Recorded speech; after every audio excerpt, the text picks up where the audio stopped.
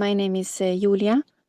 I was born in Ukraine, but I live in Israel for most of my life since I was 8. I'm 38 years old. Have 2 kids, and I am a therapist for the last 8 years.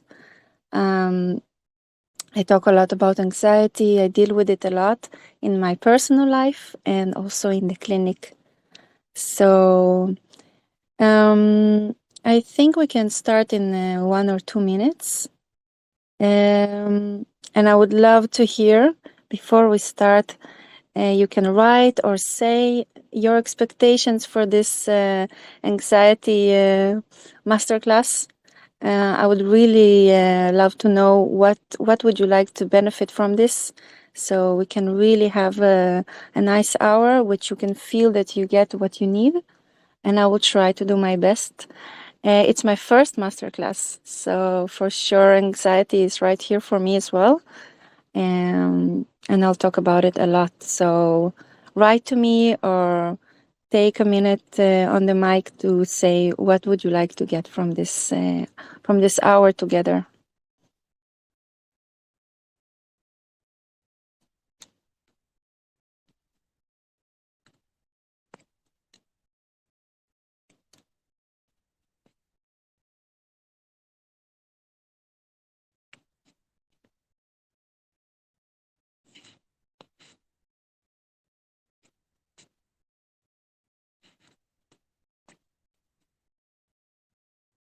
I see you would like to say something. Yeah, I'd like to learn how to not fear the symptoms and sensations that you get in your body from having all day long anxiety and panic. And when you're in a place where you are coming from a lot of years of trauma, and so your body is just kind of stuck in fight flight every day looking for the new catastrophe. The best way to get yourself to a place to where you can actually function and it not being debilitating, terrified anxiety, like, oh my God, I'm so anxious and dizzy and shaky. I'm scared to walk to my kitchen because I'm going to pass out, that kind of thing. Yeah. So you're asking how to manage your symptoms and how to be with them when they are there, and also how to overcome them. That's your question. Yes. Thank you so much. I will definitely try to give you some tools. All right. So I think I will start, and I will say that first I will address your question. Is there somebody else that want to ask something before I start on the chat or ask on the mic? Just give me some hearts or hands, and I will start.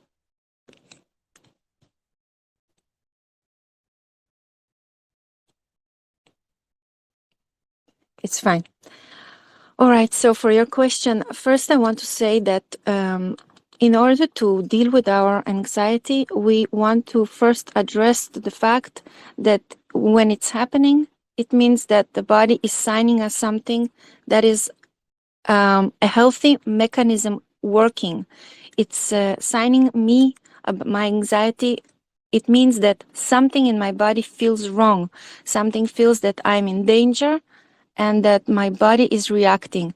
The most important thing that I learned in the clinic and from my personal journey with anxiety is that I need to understand in my mind, to hold the thought and to come back to it so many times, that it's normal. The anxiety, it means that I had so much trauma or I had so many bad experiences that now my body is triggered and trying to prevent me from getting hurt or from being in pain, or it's signing me that something is going to happen and it's dangerous for me. So for the first thing is that I need to understand that my body is on my side, because the main problem with anxiety is that we feel against our body. It's like I'm always feeling that here is my body betraying me, or here is it again. If it's for me, that I can start feeling the symptoms and I start hating myself, right? So if you agree, also you can give some heart. But in general, the feeling is that my body is against me and I'm trying to fight it. The first tool to help me to get to my anxiety in a better way and to deal with it in a better way is um, to be empathic to my body and to understand that we are together in this, and that my body is on my side trying to help me to not get hurt. So for first, it's like an understanding in my mind that I constantly come back to. I start hating myself. I can notice that I hate myself, and then I take myself in a way. I ask myself, okay, what's wrong? Is it because I'm triggered by criticism? Is it because I'm triggered by a memory? Is it because a person is triggering me right now? Something in the room triggering me? If I can put my finger on the thing that is scary or triggered or the feeling that is there, I can work with it better. But I have to take my body on my side. Of course, after I can do that, I can look at the symptoms. I can say, okay, here is my shaking. Here is my feeling of warmth crawling in my left hand, which is something that happens to me. And if I can realize that what is happening to me is, then I can talk with it. In our body, the sensory sensation that is triggered is very strong. So it's the breath and shaking and tremors and feeling of dry throat and the heart pumping. So many things are happening, but it's a one reaction to the fact that the body is now in danger. So if we would take it to all days in the forest, and then it means that that I'm gonna die, actually, that something is really, really wrong, and that I'm chased by a lion. In our body, there's no difference right now if I'm chased by a lion or if I'm afraid of criticism or triggered by an old trauma. The body is reacting the same way, meaning that my back brain, everything is in alert. So if I can take this reaction, talk with it, and do reality check, look on the sides of, like, really looking around the room and talking to myself, am I gonna die here now? Most of the time, 99% and more, I'm not gonna die here. It's a feeling that I am gonna die, because the feeling of shortness in breath or other symptoms are very, very strong. But in reality, no, I'm not gonna die here. So meaning that the reaction is not synchronized with reality. So if I can first, as I said, take my body in with me, to take it as a friend, not against it, then second that I need to do is to notice that my symptoms are not according to reality. Then the third step will be, okay, here is what I'm experiencing now. Just like I'm experiencing now in this conversation. It's my first time, so I'm anxious. My body is a bit shaky. My heart is beating. There's some kind of feeling in my hands. But I can talk to myself. I can say, okay, even if this goes really, really wrong and nobody will benefit from this conversation, I'm not going to die from it. I'm here to do my best. And if it's not enough, it's fine. If I can do this, what I'm doing now, talking to myself, calming down, noticing the symptoms, using them. I'm actually using my symptoms to be authentic, to be real, not to get mad at myself or my body. Then I am actually managing the situation. Just like you asked, how can I manage it? The only way to manage it is that I am with it, that I am helping myself, that I'm not talking bad to myself, and I'm not hating all my symptoms. And for sure, when I can do all this, then many, many tools are available for me. For me, first thing when I'm feeling this anxiety is to get help from a very close friend that is always on my mind, that I cannot do it alone. Sometimes the symptoms are so strong that we need somebody else for us that we know that we can call all the time, and say, okay, now I'm experiencing this. I cannot breathe or I cannot walk. I'm afraid I'm going to faint. And I call this friend and I say this. The fact that I'm just talking about it, about the symptoms, meaning that already I'm not there chased by a lion. Because if I would, I couldn't call my friend. I couldn't do anything. So if I am calling my friend, if I am talking about my experience now, if I talk about my symptoms, it's already calming down the system. Questions by now? If there's anything you would like to ask or add, or otherwise, I'll just continue. Give me some hearts if it feels right for you. So you're saying that calming down if you just said like it calms down the symptoms when you talk about the symptoms that you're feeling? Yes. Okay, and then you had mentioned that like you need to find your trigger, but Yeah. like what happens when there is not a trigger? You've just been through so much trauma that your brain is Yeah. wide open and your nervous system is super sensitized. So you Yes. just wake up every morning with really high anxiety and there's nothing triggering you around you other than the fact of the symptoms of anxiety. Yes, for sure. In your mind, you know that it was triggered in a way. It doesn't matter if you know the trigger or you don't, but the fact that you know that something in your system, it's like an emotional flashback. We don't always need to know the exact reason. We just need to have this inner talk to myself to say, okay, something just triggered me. Maybe it was a dream. Maybe it's just a sensation. Maybe it's just me waking up to this world, to this day, and the tasks that I'm going to have. It's already enough because of so much trauma. As you say, the body is so sensitive. So everything is a trigger. So it doesn't matter if you can put a finger on it. What matters is that you can just say to yourself, I woke up with this now. This is what is happening. You go through the symptoms. Now I feel short in breath. Now I'm triggered. Now I cannot drink or eat. You go through the symptoms.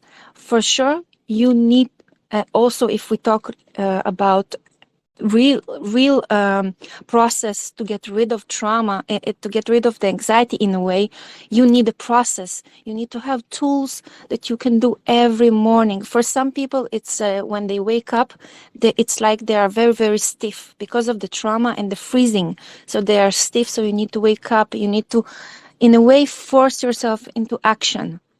But it's also a process, because what you're experiencing is a very severe emotional flashback.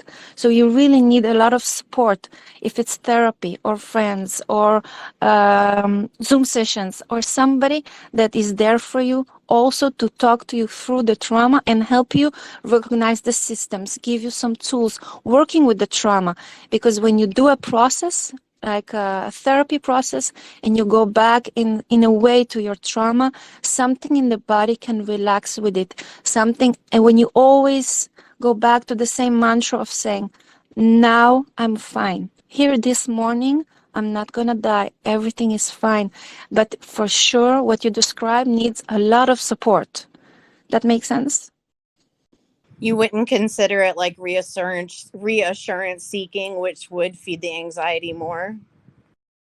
No, no. Can you explain more about this question? Can you tell me Like more? if you're reaching out to a friend every time that you're really anxious or every time that you're panicking, would that not be something like you're telling your brain that, you're panicking, you have a reason to be scared, you reach out to somebody, they help you, and then that becomes like a crutch because it was a safety behavior that you did that you didn't actually ever need to do.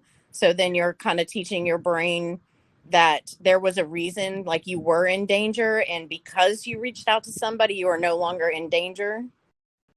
What you want to teach your brain is that there is actual feeling of danger, and it has a good reason. All your anxiety, everybody here in this room that are here and that they feel anxiety, they have a good reason to feel that. Your body is healthy in a way that to sign you that it's still the emotional flashback and anxiety still exist, and there's still work to do. It means that your body is signing you to do something about it. And if you are able every time, all of us, if we're able to reach out and tell about my symptoms, share about my symptoms with somebody that I love, I teach my brain that I'm actually not in danger. I'm actually taking here an action. If you do this 10 times, and you will have in your brain this mind process, new mind process. I have anxiety. I call my friend. I tell about it. I relax. Amazing. It's a good process. It's not the other way around. As many times as you reach out or take any of the tools, which I can share more about the tools, if as much as you do that, your body learns that at this specific time there was no more trauma, there was no more pain. What we want to teach our brain, that every time I'm triggered now at this reality where I'm not anymore in trauma and I'm not anymore hurt, I want to teach my body that this time nothing wrong happened. And here is another time that nothing wrong happened. And here is another time which I just called my friend, I shared my symptoms, or I did some stretching, or I ate something nice, or I went out, or I succeeded to get out of the house, or I succeeded to use my anxiety into even cleaning the house, or taking my kids out, or being out with a friend. Every time I had anxiety, I noticed that I didn't got hurt. That's what I want to teach my brain. We are trying to create a new path in our neuronal system, that when I feel the anxiety, I am actually wrong, because nothing wrong happened. So as much as you do more of those tools of that I mentioned now, talking with a friend, eating something nice, drinking something cold, having something nice to do, exercising, or watching something nice on Netflix, and nothing happened, my brain slowly starts to doubt. And that's what we want to put in that's what I want to put in my anxiety. I want to have another thought, a small doubt. Maybe actually this time the anxiety is wrong. Maybe my body is now signing me something, and actually nothing wrong is going to happen. As many times as I did that, today, as I'm just few steps forward with my anxiety, I can actually feel sometimes or hear this small voice saying, yes, I have now anxiety. I can feel my heart. I can feel all the symptoms. But maybe this time nothing wrong is going to happen. And maybe even if I'm going to fail something or hear criticism or just to wake up with this, maybe this time I'm going to succeed with my day or with my task, or just finishing this day without being depressed from this anxiety, talking myself so bad. Does that make sense to you, everyone? If you have questions, please write, talk, ask. I'm here for you.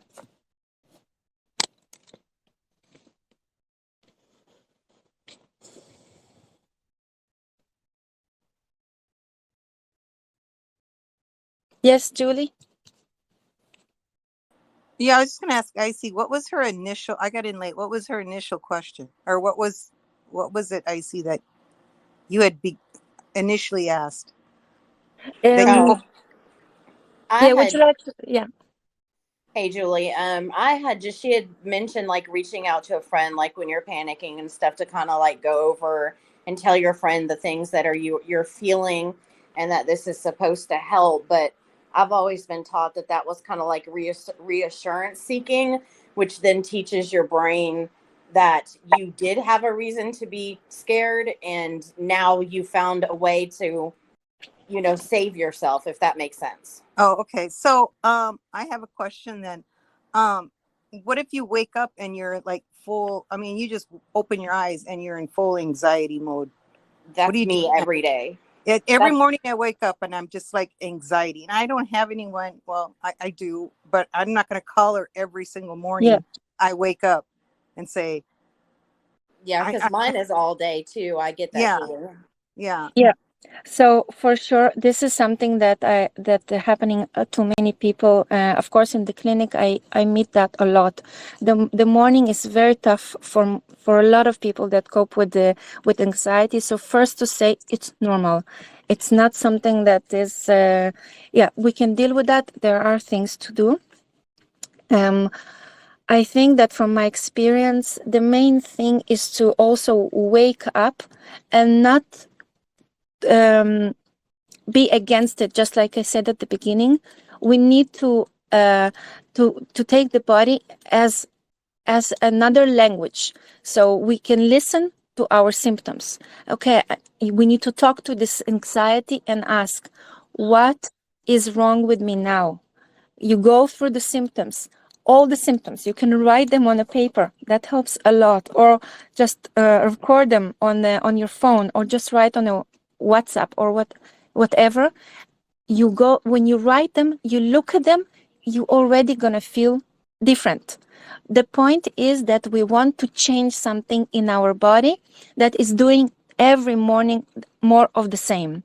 We want to change how we address it. We want to change how we talk with ourselves. And then, of course, we want to add something in our body movement. I think that what I learned from the last 8 years is that when we go to the bottom of anxiety, when we go back to the trauma, in that moment, when we had the trauma or when we had the source of the anxiety, something in our body, in the protocol of our reaction, couldn't happen. So in the best protocol, what was supposed to happen? We were supposed to fight or flight, meaning we should have run and save ourselves. We couldn't, or we should fight it, which we also couldn't, because if we were kids, we couldn't fight the situation, or if we were in a dangerous place or whatever was the trauma, we couldn't do one of those best protocols, which is fight or flight, and then there was an action in our body. The second best protocol for the body, which is healthy, is a freeze mode. When we freeze, it's like we are getting out of the body, not to feel the pain, not to feel the trauma. And what happened in the freeze mode, our action was freezed. So if we go back now to where we are now, and we know that we were supposed to fight, flight, and then what happened? We froze, or something in this protocol didn't work. We want to bring back action into our body, because this is the only way that my body will learn that I'm now here in control. The point is that I get back the feeling of control, the responsibility, the control that I have over my life, over the situation, and over my body. It needs to be small actions. What we're talking about is like real small. If for me, I want to freeze, go to bed and put a blanket all over my head and just stay there with my anxiety and depression, the thing that I need to do is just to get up and get a small glass of water, because it's an action. Or if for you, you know that you are staying in bed or whatever is that you're doing every morning with this anxiety, there's a need to be a slight change in the reaction. The body will be like a little bit in surprise mode. Okay, how can it be that I'm now relieving my anxiety, relieving my trauma? Something is really, really wrong. How can it be that I'm getting up and getting a glass of water? Suddenly, it's not the exact reaction that I'm used to, and that's really changing the mind process. And that moment, I have more like an open window to talk to myself. Okay, I'm getting a glass of water. I can still feel all the symptoms. I will sit here for a moment. I will write all the symptoms on the paper. Or maybe I just stretch, just to put my hands above my head, or just to move a little bit to my back, or to take my shoulders down. It's real small actions that I need to do in the morning, and take a breath to notice that it's changing. Does that make sense? Please, if somebody has questions, please come in and ask. It's me again.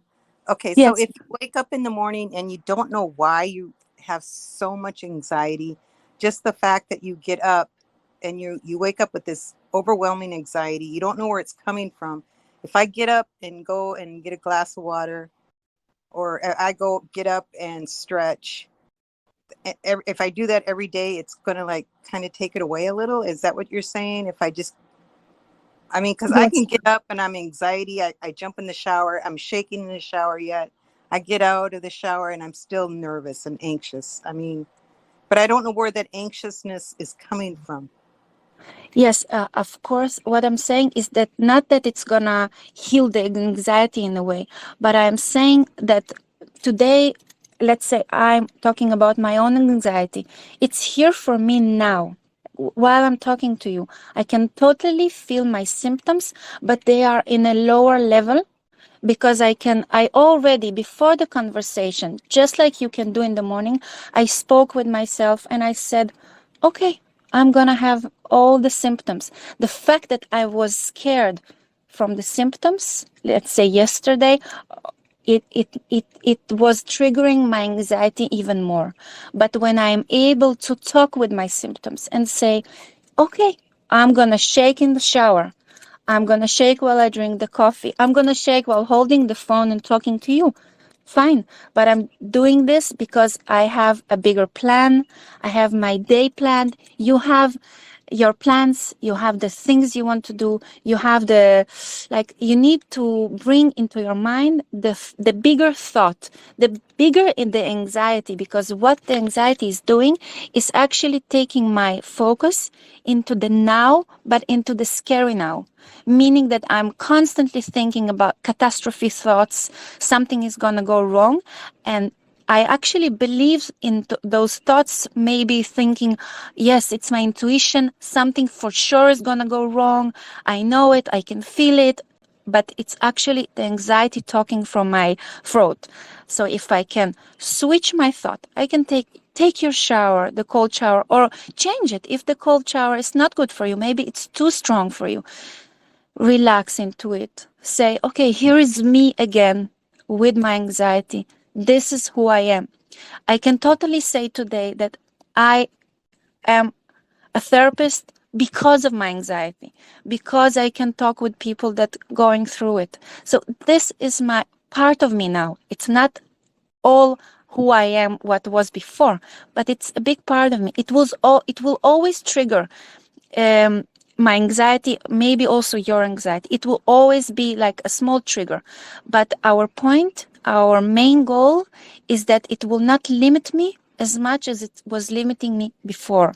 So if before I had anxiety, I knew at the moment I had the symptoms, it's going to take me a full day and then 3 days of depression before I can actually let go of the symptoms. And if you have it every day, then there's no even time to let go of the symptoms. So you go with it all day.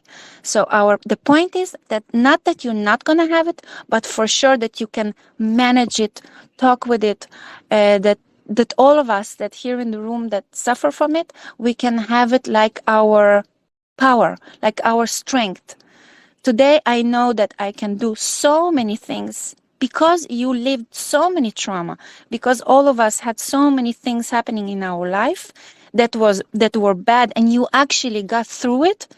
Now you can, your anxiety is like your new power to go through other things, and it's not gonna break you, because if you can live your life with anxiety and still function and still be able to do all the things all of us doing, all of the people here that suffer from it, then we are already so much stronger than what we think. Does that make sense? Please give some hearts and hands if you want to talk or share.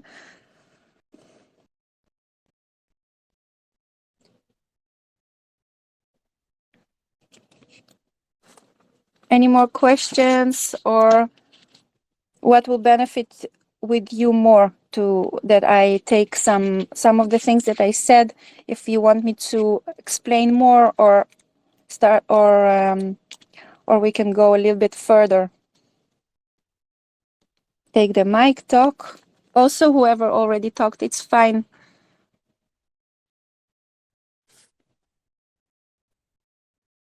Yes, Eugenia? Hi. I was wanting to ask if you Sorry, your connection wasn't so good. If you can say it again. if one of reasons for anxiety is a lot of fear.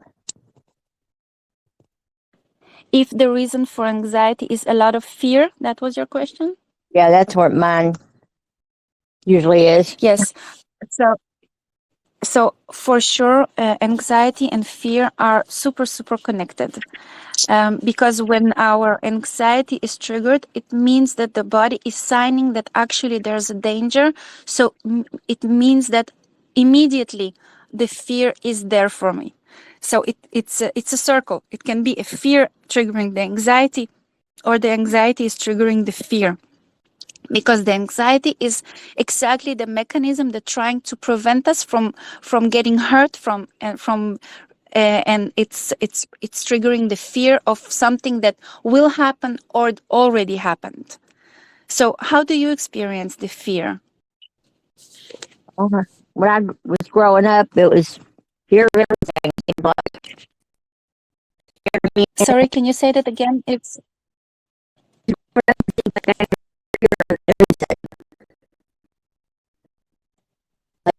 you would feel fear every.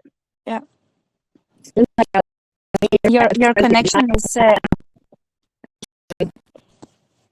My internet keeps going in and out.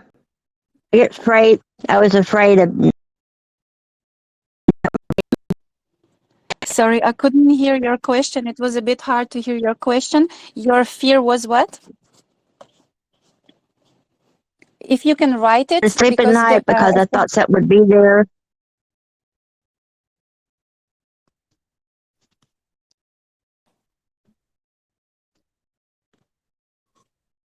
Eugenia, I cannot hear your question. If you can write it. Okay.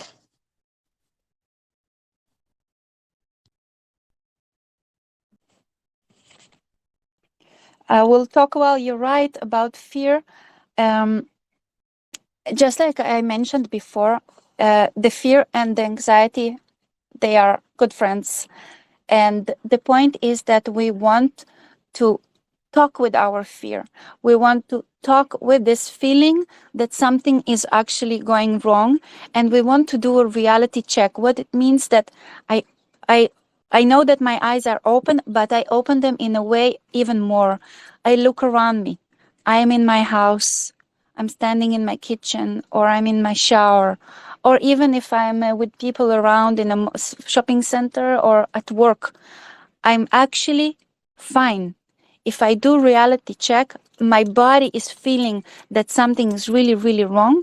But in reality, if I'm able to really look around, like move my eyes from one side to another, I'm signing to my body that I know that I feel really, really bad because of the anxiety, but actually nothing in reality is wrong right now except of my own feeling inside of my body, which is a lot.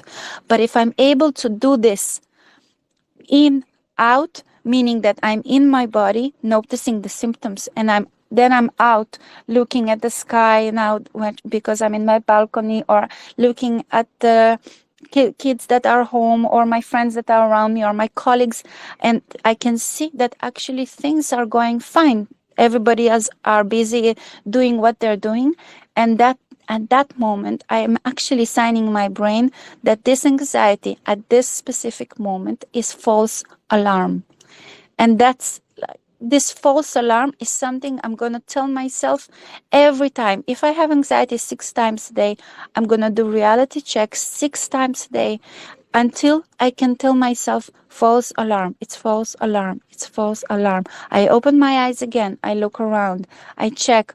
I drink. I eat. Because if I was actually having a danger right now, I couldn't drink. I had to run. I couldn't eat. I had to run. So all these small actions of stretching, eating, drinking, talking with a colleague, or just going into a shop, or whatever you're doing now, it's actually that I'm signing to myself that it's false alarm in my body, that my body trying to protect me, but it's a false alarm. There's nothing that should be protected now. Okay, so I will read the Eugenia's questions. I was afraid of everything, everything. Um, my deceased husband took away my fear and gave me joy. He's gone now. It's all overwhelming. Wow, it sounds super, super difficult, Eugenia. I am sorry to hear. I want to say that your anxiety was there, and your husband, he was there for you exactly for this feeling of safety. But for sure, when he was there, you could feel safe, you could find it again. It means that you have in your body the tools and the way to feel safe again. You do need to grieve. You need to address your pain. You need to go for therapy or talk with someone you really, really cares about you. You need to share your symptoms because you have the anxiety in you. You have this anxiety. Yes, I can hear. I can see that you wrote that you are. So I reinforce that, but I'm saying that because you're saying that when you were a child, you were afraid of everything, or when you were younger, it means that the anxiety was there. And now what you need to do again is this: first, to give your feelings room, that now you're grieving, that now you're sad and you are anxious, and you have all the reasons to do that. And your body is right, because what you're going through is real danger and feeling of loneliness and sadness and so many feelings that are triggered, and they should be. So if you are in a process of being helped and going through this, if you are doing that while you're grieving, while you're sad, while you're anxious, then in the future, it's like you are preventing yourself from having more anxiety because you actually deal with it now. So you have here two aspects of anxiety: the old one, which you had when you were younger, which you need to deal with and teach your body, just like I said before, to be with it, to do the reality check that you are not in danger. But you also have the new pain and trauma of what you're going through now. But if you're gonna go through therapy, and if you're gonna go into the sadness and the feelings and the anxiety with a person that you trust, it will prevent you in the future from having anxiety coming back to you, because you're dealing with it now. Does it make sense for you?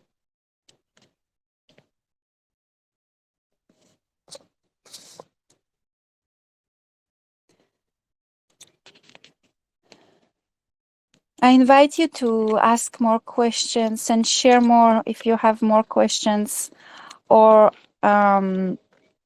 if you need me to explain a little bit more about what we just talked.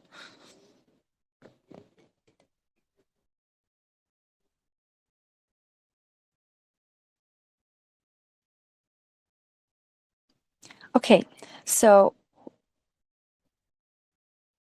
whoever is here right now, and if there's no more questions, I would like to do a small, a little meditation, not exactly meditation, but just to go into our body. Raise hands or hearts if you agree, and if you're with me with this. Great. Thank you for the hearts.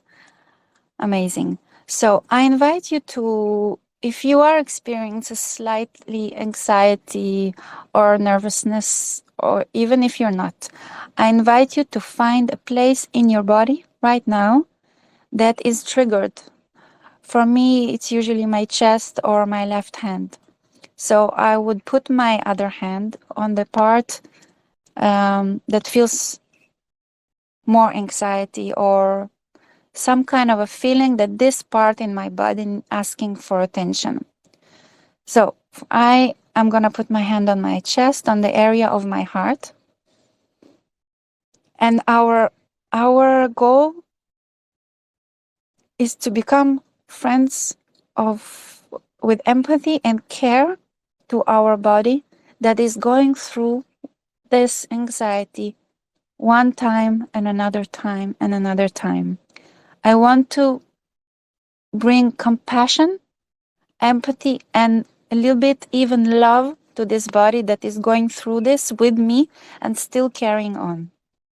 So our goal is really to put a loving hand on my own body and take a deep, deep breath as much as you can into this part. So where your hand is, that's where you take breath.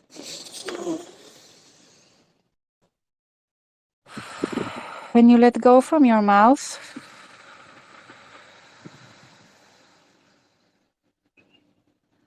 I inhale fresh air into my body. I actually notice that I inhale fresh air. And when I exhale, I let go of some of my tension in the shoulders, and something out of my anxiety is leaving my body. I open my mouth. I allow the sound to come out of me. I allow something vague and bad to come out of my body. I don't need it anymore. I inhale again, fresh air into the part which I hold. Again, I open my mouth and I let go.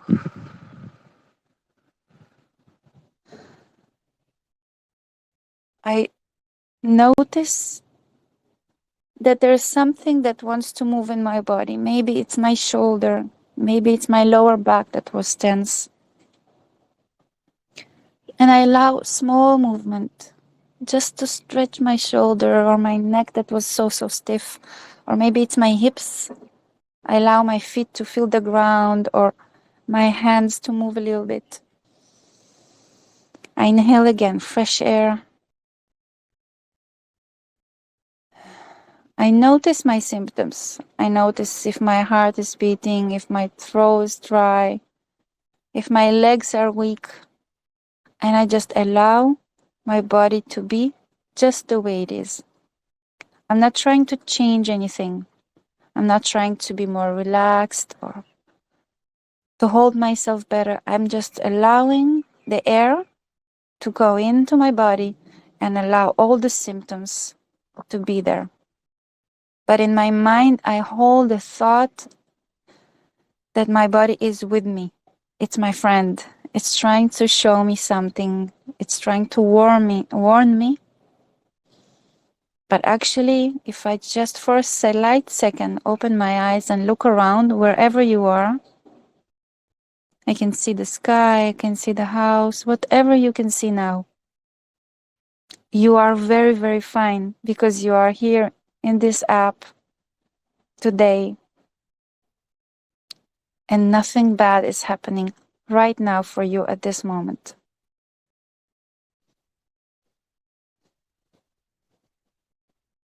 I inhale again fresh air. I close my eyes again. I go again into my body. I notice if something changed. For me, something did change. I can actually feel my feet in a different way. Suddenly, I can feel my stomach.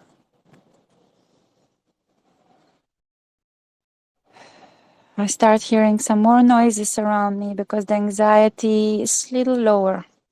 So my senses are a little bit more open. Notice what is changed for you.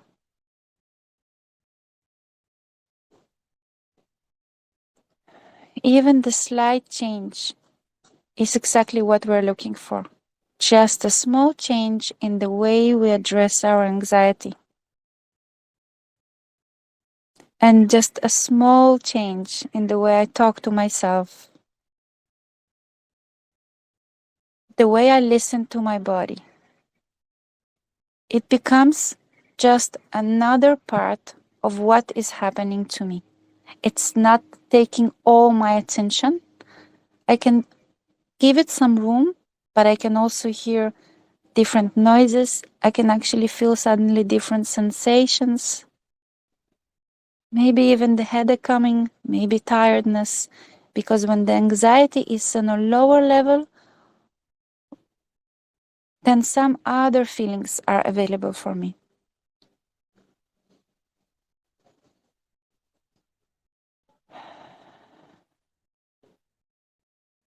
I inhale again, fresh air. I exhale again. I allow the sound. I allow my body to rest in it. I allow it to feel what it feels.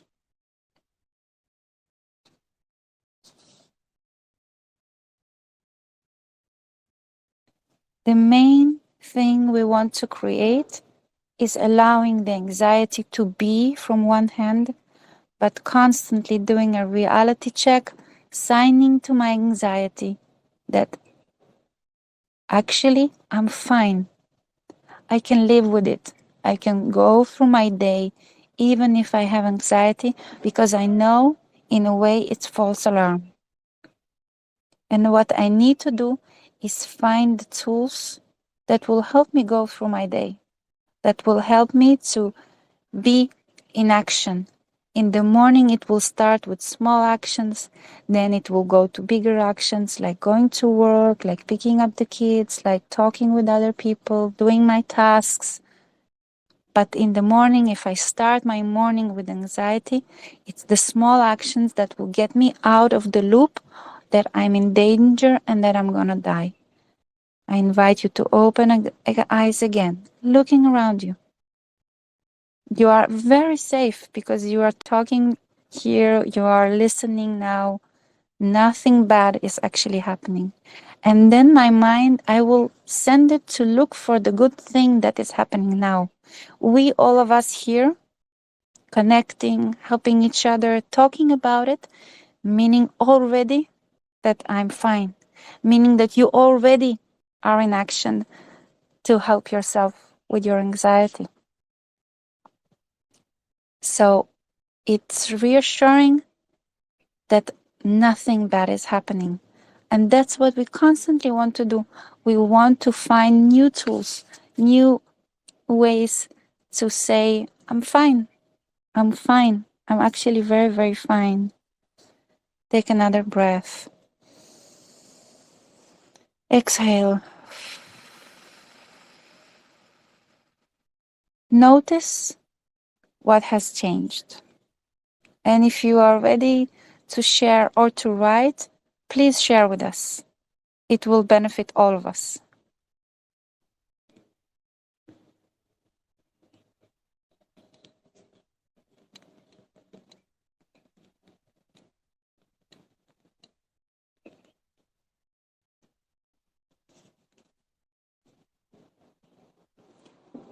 Whoever wants to write about his experience is super welcome in the chat, or raise your hand and share with me and with us. How do you feel after this 5 minutes of talking with your anxiety and breathing into it?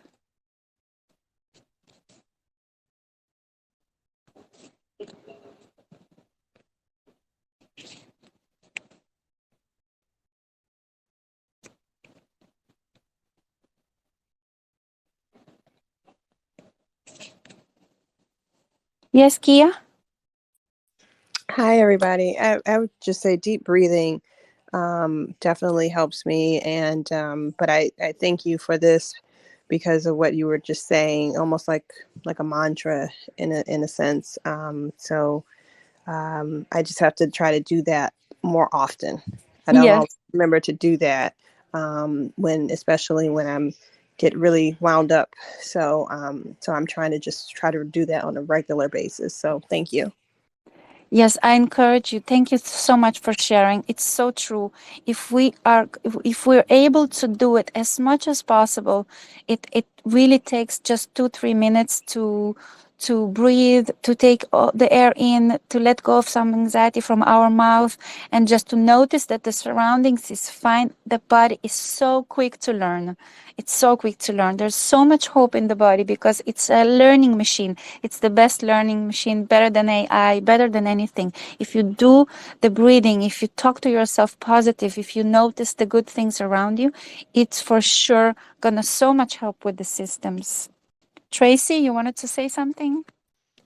Yes, deep breathing absolutely helps me. And I had to come to this realization that if I have to just keep doing it for a longer amount of time, then I have to do that. I can't just do it once in the morning and go, all right, we're ready to Yeah. go.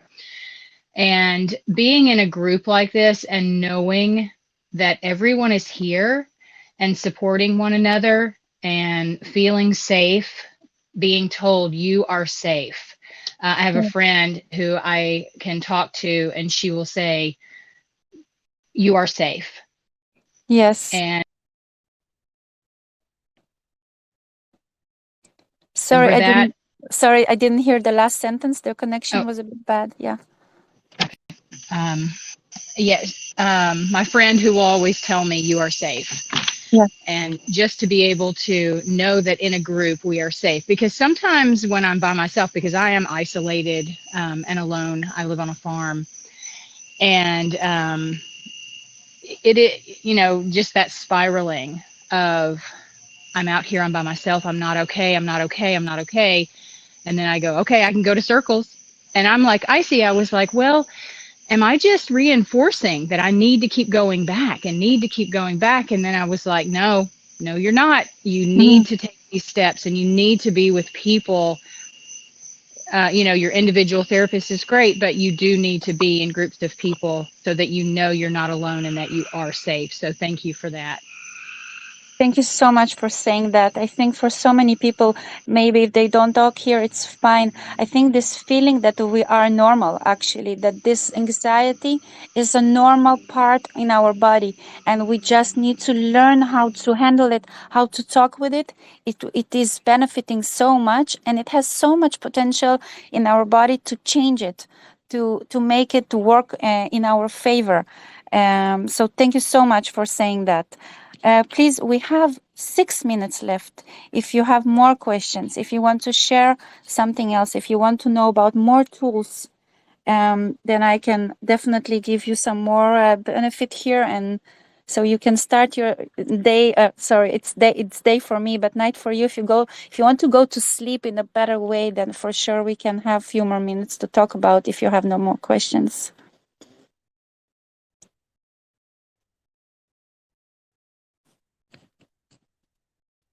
Perfect. Um,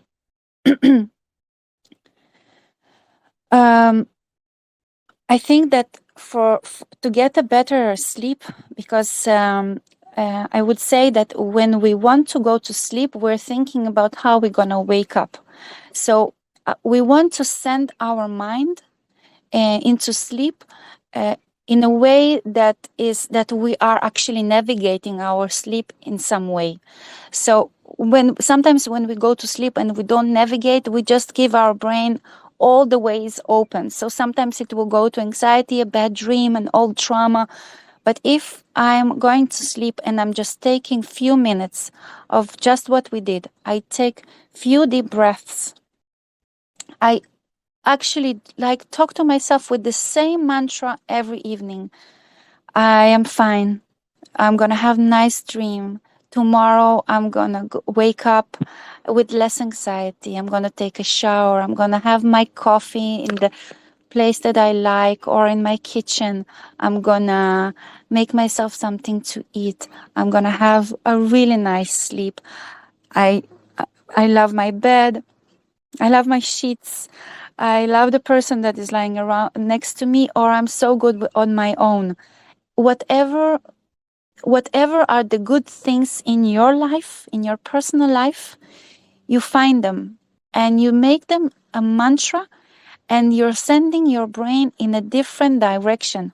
Because when we go to sleep, all windows are open and they're endless. We don't know where the sleep will take us, but you can actually navigate your sleep in a better way. And then I want to say I reassure, but of course I cannot say that, but I trust that you wake up in a different way, because for so many people it works. For so many people, navigating their sleep helps with such a severe waking up. And I experience that in the clinic so often. So I take this evening find the good things that you can find in the way you go to sleep, where you want to navigate it, how you want to feel. Really right.